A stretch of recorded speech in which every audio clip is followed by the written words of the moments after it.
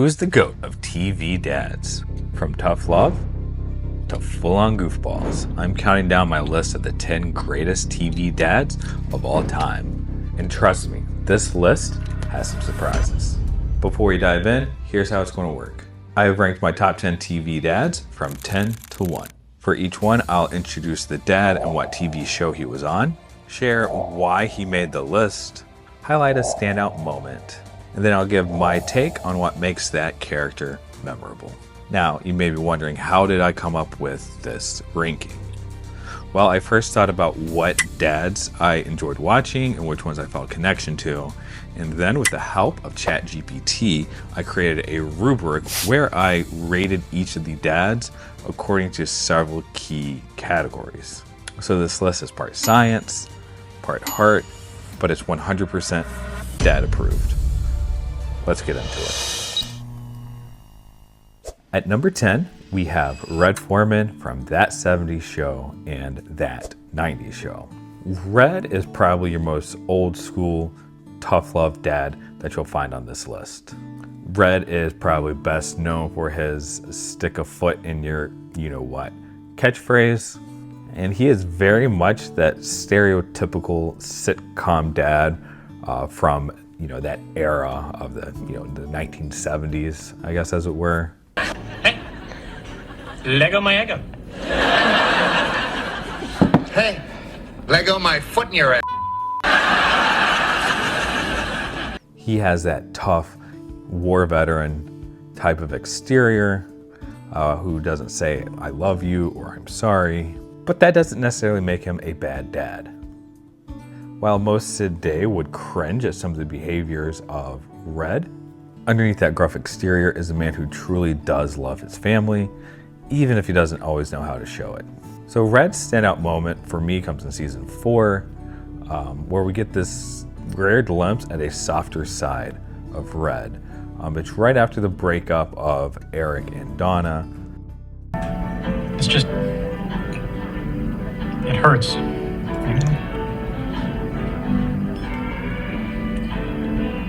Listen, I'm gonna give you a few days to pull yourself together. You can stay in bed and sleep, watch TV, whatever you need to do. It's this moment that Red takes at the bar to comfort his son. It's really refreshing, I think, to see this side of Red and how he is comforting Eric during this difficult time. And you really do see the care and love that he has for his family coming through in this moment. Red certainly has his flaws, but that gruff exterior that I mentioned is just that. It's in the exterior. He complains all the time about Eric and his friends being in the basement, but he never kicks them out, and if he really wanted to, he could have. He just chose to complain about it instead because I think he really does care about Eric and his friends, and he knows that if they're in the basement, that they are safe, even if they're doing some dumb things while down there. At the end of the day, you just have this hardworking man who loves his family, and he just tries to do right by them. The 9th spot, we have Floyd Henderson from Smart Guy. Floyd is perhaps the most underrated on my list. He's just one of those dads that didn't show up a lot on lists that I saw online when researching this video. Now, you want to talk about a man that has his hands full.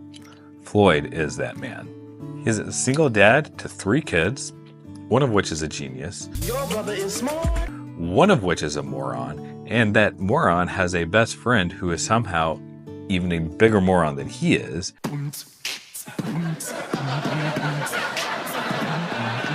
And he is living in suburban Washington, D.C., which is not cheap, and he is running his own business. But what I love about watching TV shows is being able to see growth in a character over time. When that character fails, realizes that they have failed, and then they own up to it. And I think this is especially true of dad characters on TV shows. In the episode where TJ goes to a party and ends up getting drunk at that party as a 12, 13-year-old child, we see Floyd not wanting to believe that TJ had been drinking at this party, even though all signs were there pointing towards it. After his daughter Yvette confronts him on it, he realizes that, TJ was drinking at this party and I was wrong. He owns up to his mistakes. He owns up to his failures. You were right. And I got mad at you for it, and I'm sorry. And he sits down and has a heart-to-heart with TJ. And really, instead of just yelling and screaming at TJ, he really helps TJ get to the root of the problem and why he chose to drink, even though he is smart enough to know that it was a really bad idea. Well, why don't you tell me what happened? And let's see if you can use more than 2 words. I was having a pretty lousy time at the party. Nobody wanted to talk to me. I hear you. And I understand there can be a lot of pressure out there. But drinking, and especially at your age, is not the way to deal with it. I can't imagine what it's like raising a son who is a genius, and then raising 2 other kids on top of that as a single dad while being self-employed. Floyd is a great example of the sacrifices that dads are willing to make for their families. And also, I think that Floyd should get some sort of medal for having to put up with Mo for 3 seasons. At number 8 on this list, we have Dr. Jason Seaver from Growing Pains. So Jason Seaver is something of a pioneer. When his wife Maggie was ready to return to the workforce, he opened up a private psychiatry practice at home so he could stay at home and take care of the kids and the house. That's right, a stay-at-home dad in the 1980s. Jason Seaver was well ahead of his time. I think to me, Jason Seaver is one of the most well-balanced dads on television. He's able to balance humor and wisdom. He's able to be a strong head of household without being too overbearing. One of the best moments for Jason comes, I think, in probably one of the darkest, most difficult to watch episodes throughout the series run. And that is the episode in which Carol's boyfriend, played by Matthew Perry, dies in a DUI accident. You see him going from being rightfully livid that his daughter would get into a car with her intoxicated boyfriend to being able to comfort Carol when she owns up to the mistake that she made. Carol, look, honey, I love you so much. The idea of you lying in there.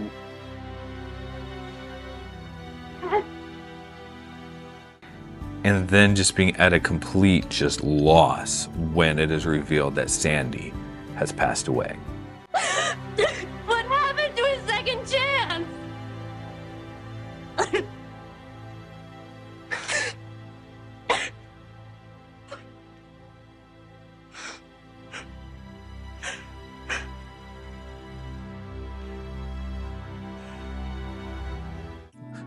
For me, I think I would have liked to see the fleshing out of this aftermath be played out more on screen, but I have no doubt that Dr. Seaver did a great job of walking through this situation with Carol. Y'all know that I get down with a stay-at-home dad. I just wish I were a stay-at-home dad who were making shrink money. You know what I'm saying? Jason is a compassionate psychiatrist who always was able to manage his children's emotional well-being while balancing that with practical wisdom and humor. In the 7th spot, we have probably the funniest dad that is on this list, and that is Michael Kyle from My Wife and Kids. Here's another dad with a great catchphrase. No. But a bit more PG than Red Foreman. No. Michael is a funny, hands-on dad who uses, we will call it, unique parenting techniques to teach his kids valuable life lessons. And he also had to deal with Junior, who is probably the dumbest character in sitcom history. I love a good creative life lesson, and I think Mike really knocks it out of the park in the episode titled No Rules. In order to prove that his rules are necessary, Mike makes a bet with his 3 kids that they can't live a week without rules. For the next 7 days, there are no rules in this house. I'm going to provide food and shelter, bail money if necessary, but that's it. And if you guys can go a whole week without coming to me for anything, then there'll be no more rules in this house. Needless to say, it does not go well for the kids. I really feel like for this episode, I got to give Junior his props because he really sticks it out a lot longer than the other 2 kids, and he goes through a lot more than they do. But I think it's just a really good lesson that Michael teaches his kids without having to use any like traditional discipline, and just really is able to show his kids why like rules exist and that they are good for you. You know, I said it before, but Michael Kyle probably really is the funniest dad on this list. I mean, obviously it's Damon Wayans. He's legendary comedic actor.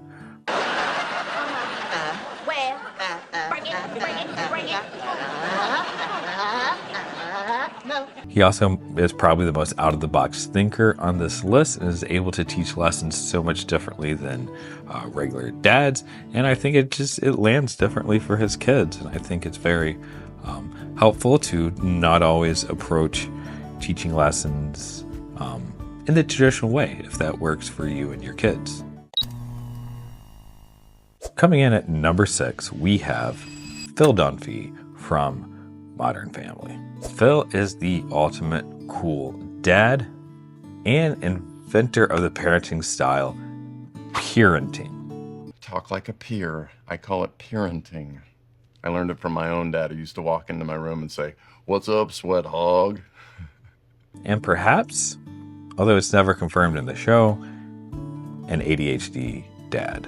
Phil is certainly I would call him goofiest dad on this list. It's just that when you say Phil is my son-in-law, it sounds like you're saying Phyllis, comma, my son-in-law. It's ridiculous. Okay, who's your son-in-law? Phyllis. Phyllis, the goofiest dad on this list. Often to his wife's dismay, he is oftentimes trying to strike the balance between being friends with his kids and being their dad, which honestly does not work out great for him most of the time. But when it matters the most, Phil really does step up to the plate. The episode where Haley is leaving to go hang out with her really creepy, much older boyfriend is perhaps one of the best Phil Dunphy moments from the run of the show. Your father. Oh, you don't have to tell me what he thinks, okay? I'm a huge disappointment to him. I see it on his face every day. He acts as if he doesn't even want me around. Give me the ticket for the car. Phil? No, I'm going after her. This little chicken game may work for your dad, but it doesn't work for me. That's my little girl. I need her to know that no guy on earth is good enough for her, let alone some slimy middle-aged jean salesman. What's this? Just enjoy it. And I think it really just shows what type of dad Phil is at his heart. And it's so much more than magic tricks and dad jokes. I love Phil so much. He is just that quintessentially goofy sitcom dad, and I think he plays the perfect foil to his father-in-law, Jay. I really like seeing how their different parenting styles play out against each other. But here's the thing with Phil. I think he does take this parenting philosophy a little bit too far, and it really does stress his wife out. And I think one thing that you don't want to do as a dad is stress out your wife. We have made it to the top 5, and coming in at number 5 is Alan Matthews from Boy Meets World. Alan is a hard-working, blue-collar type dad who is always able to find time for his kids. Some might even call him average. Try and see what average looked like from here. To me, average was a dream. That's why my father worked his butt off, so maybe his son could have something more. And I learned from him, Corey. And I respected him because he did the best that he could. And I was proud of him. And he would have been proud of me too. Which honestly, looking back at this episode as an adult really makes me appreciate my average family and my average upbringing. Truth be told, I think we would all do well to aspire to the average that Alan Matthews is as a father. One of the best moments from Alan Matthews isn't even involving one of his kids, but it's involving Corey's best friend, Sean. It's that episode where Sean joins that hugging cult. It's in that moment that they're all at the hospital after Turner's motorcycle accident, and Sean comes through with the leader of the cult. In this moment, we get a confrontation between Feeney and Alan and the cult leader. No, listen. You see. A judgment I made a long time ago is that Sean Hunter is the best friend that my kid ever had. And I will kill to protect Sean Hunter from people like you. And for a moment, you really think that Alan is going to deck this creep. And for better, for worse, Alan restrains himself and doesn't hit the guy. But in this moment, you really just see how much Alan just truly, deeply loved and cared for Sean. I think one of the biggest takeaways for me from this list and just watching these different dads is how, as dads, we're not just dads to our biological children. Sometimes your kid's friend needs a dad. Sometimes it's a neighbor that needs a dad. Alan understands this probably more than anyone on this list, and we see that throughout the series as he is a second dad to Sean. Not because he has to, not because there's some obligation there, but because he genuinely loves that young man. At number 4, we have Danny Tanner from Full House. Danny is the other single dad that is on this list, although he does get a lot of help from Jesse and Joey. Danny is the raddest, baddest dad that a kid ever had. Am I the raddest, baddest dad a kid ever had? And to call him a clean freak would be an understatement, but I feel like most of his dads could afford to channel some of that energy from time to time. So raising a teenage daughter as a single dad, it cannot be easy. I wouldn't know. I am a married dad to a toddler boy. There are just certain things that girls face that can really make a dad feel out of his depth. And such is the case when DJ starts going through body image issues in the episode where she is going to Kimmy's pool party. In this episode, we really see DJ struggling with body image, with eating, with over exercising. People come in all different shapes and sizes. Everybody wishes they could change something about themselves.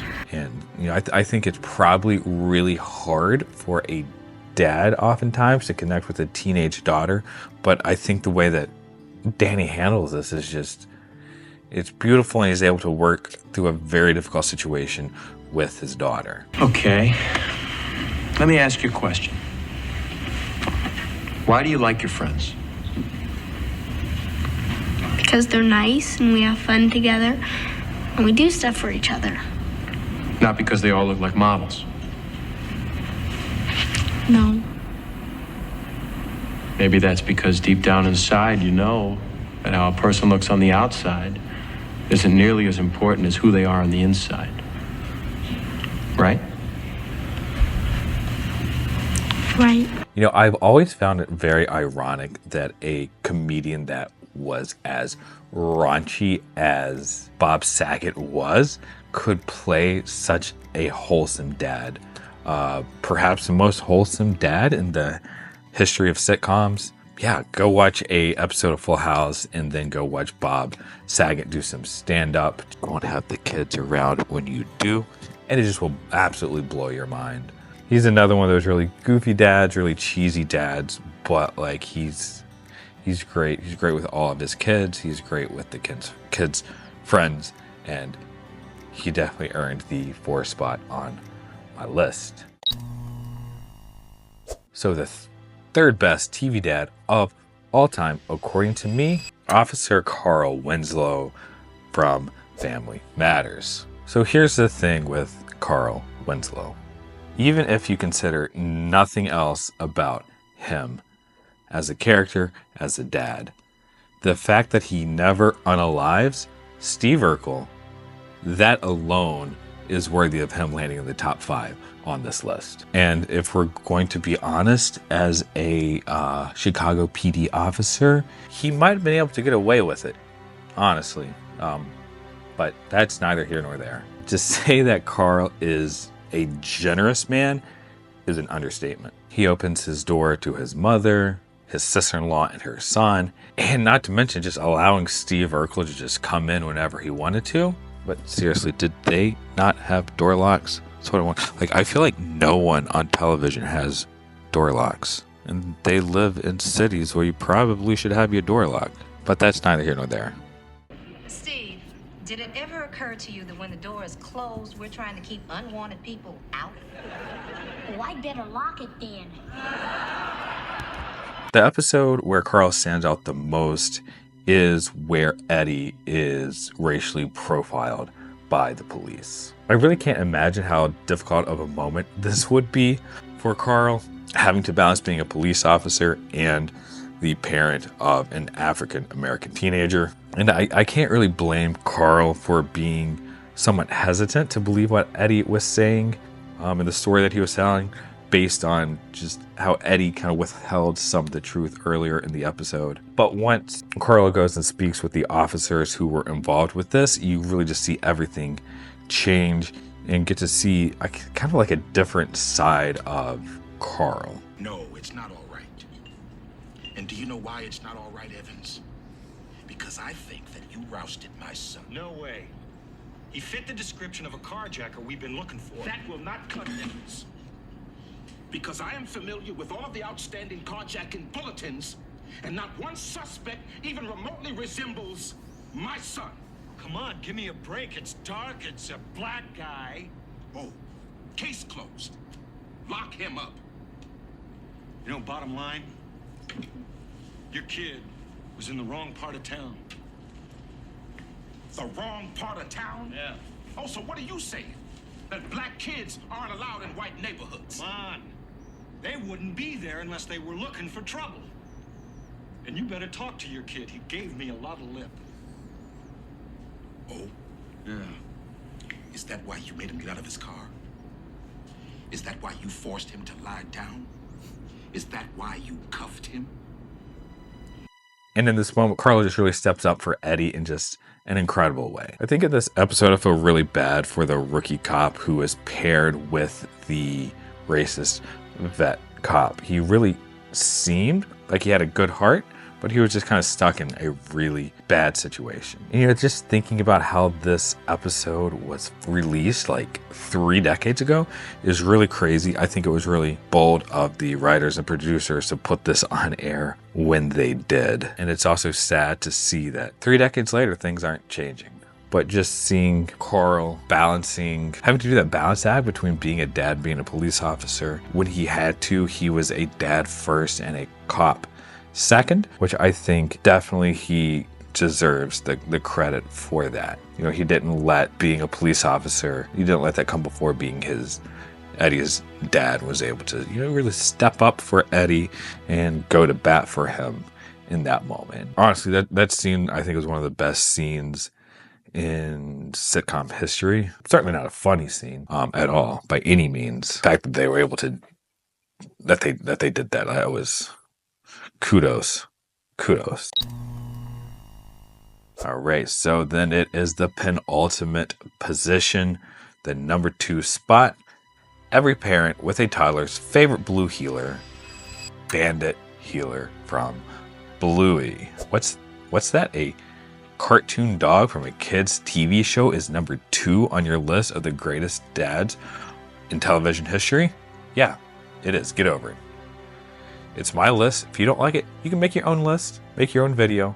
That's your prerogative. My list, number 2 is Bandit. How do we even choose a standout moment for Bandit Heeler? There are so many of them. He is a super involved dad who enjoys getting involved in whatever crazy game his kids are playing, even if that means making a complete fool of himself in front of other people. Perhaps one of the best Bandit moments comes from the Christmas episode, Veranda Santa, Bluey Bingo, Muffin, and Socks are super excited for Christmas to come, and they are being instructed that good kids get presents and bad kids don't. So setting aside the fact that kids should only behave so they get presents, or only good things happen to good people and bad things happen to bad people, let's set aside all that for a second.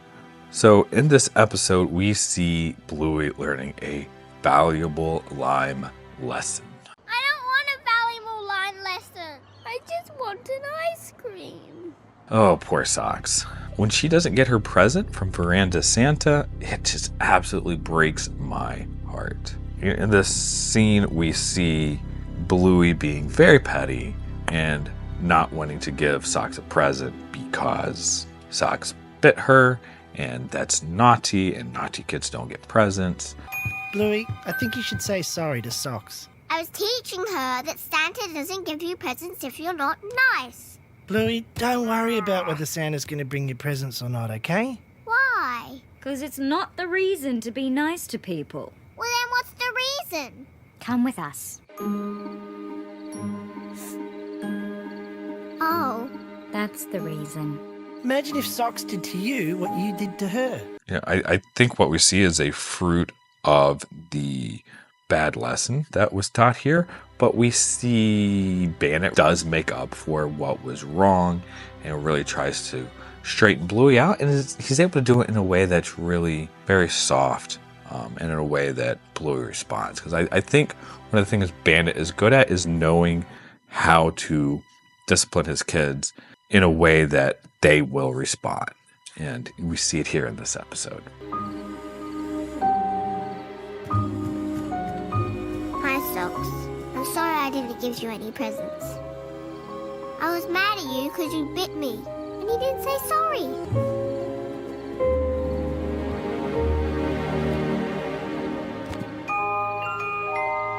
Now, short, making a cartoon dog the second best TV dad in history may be a bit of a weird choice, but I'm the dad to a toddler, and Bluey is just part of life right now, so we just got to deal with it.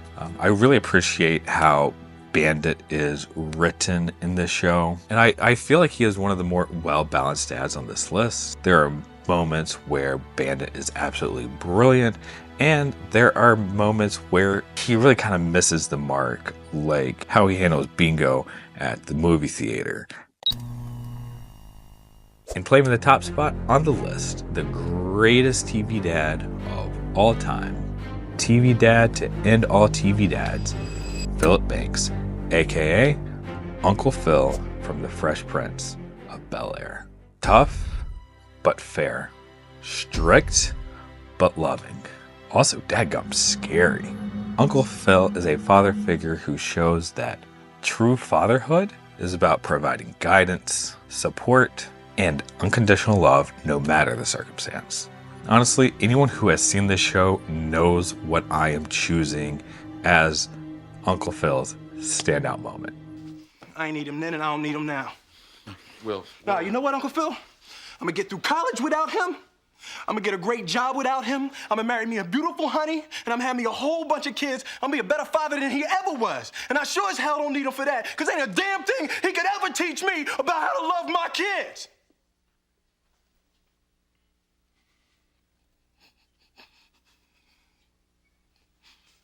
How come he don't want me, man?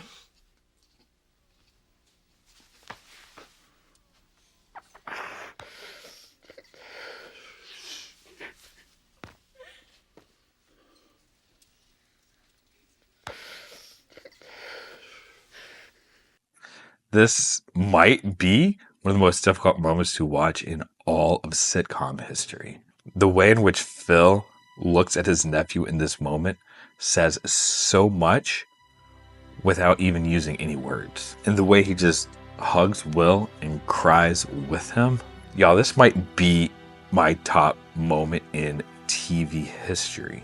It's so powerful, and I think it just speaks so much to what fatherhood truly is. Any guy can become a father, but truly only a good man can become someone's dad. Here we have a man who took in his troublemaker nephew He let him live in his house. He fed him. He sent him to an expensive private school. But more than that, he saw Will as no different than his biological children. In Phil's mind, Will was as much his son as Carlton. And I just think that's just so beautiful. Again, it just shows that being a dad isn't something that we just do to our own kids, but to any kid who needs a dad in their life, whether that's just for a few moments or whether that's for a lifetime. And I don't think anyone in the history of television modeled that better than Philip Banks did with Will. Did I miss your favorite TV dad? Let me know down in the comments. I might have to do a part 2. And while Bandit Healer ranks number 2 on this list, go ahead and click right here and see where Bandit ranks among all the other characters on Bluey. If you enjoyed this video, please hit that like button, share it, comment, get it out there, let the algorithm know that you enjoy these types of videos. And if you enjoy Navigating Dadhood as much as I do, go ahead and hit that subscribe button, join along with me, and let's go on this journey together.